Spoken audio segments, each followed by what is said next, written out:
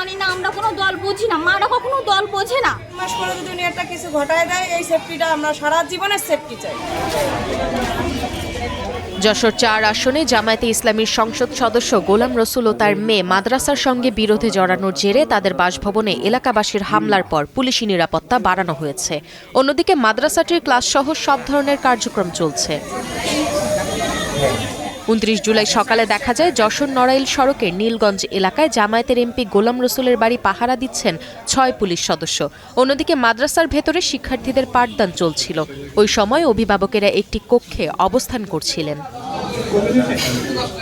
Police ও স্থানীয় বাসিন্দারা জানান, গোলাম রসুলের বাড়ির সামনে আল মাদ্রাসাতুশ শারিয়াহ ও মসজিদ আছে। ওই মাদ্রাসায় যাতায়াতের রাস্তা নিয়ে দীর্ঘদিন ধরে এমপির পরিবারের সঙ্গে মাদ্রাসার শিক্ষার্থী ও শিক্ষকদের বিরোধ চলে আসছিল। স্থানীয়দের অভিযোগ, এমপির মেয়ে গত সোমবার মাদ্রাসার কয়েক শিক্ষার্থীকে ভয় দেখান। এ নিয়ে উভয় পক্ষে বিরোধ ও সংঘর্ষ হলে পুলিশের মধ্যস্থতায় ঘটনার মীমাংসা হয়।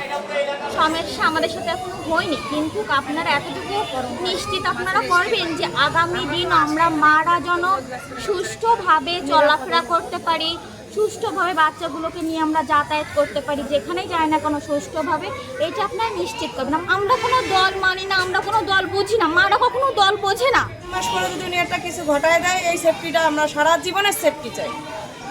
বাচ্চা সেফটি চাই, আমরা ওনাদের কিচ্ছু চাই না।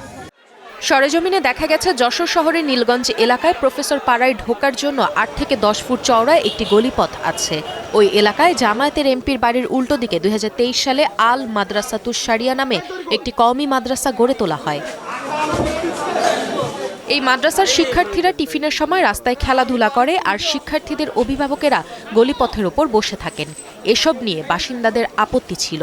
এই কারণে বাসিন্দারা মাদ্রাসাটি অন্যত্র সরিয়ে নেওয়ার জন্য দাবি জানিয়ে আসছিলেন। এসব নিয়ে মাদ্রাসার শিক্ষক শিক্ষার্থীদের সঙ্গে বিরোধ জড়িয়ে পড়ে এমপি গোলাম রসুলের পরিবার। জেলা প্রশাসন ও পুলিশ প্রশাসন উভয় পক্ষকে সঙ্গে নিয়ে বিরোধ মেটাতে চেষ্টা চালিয়ে যাচ্ছে বলে জানান যশোরের পুলিশ সুপার সৈয়দ রফিকুল ইসলাম।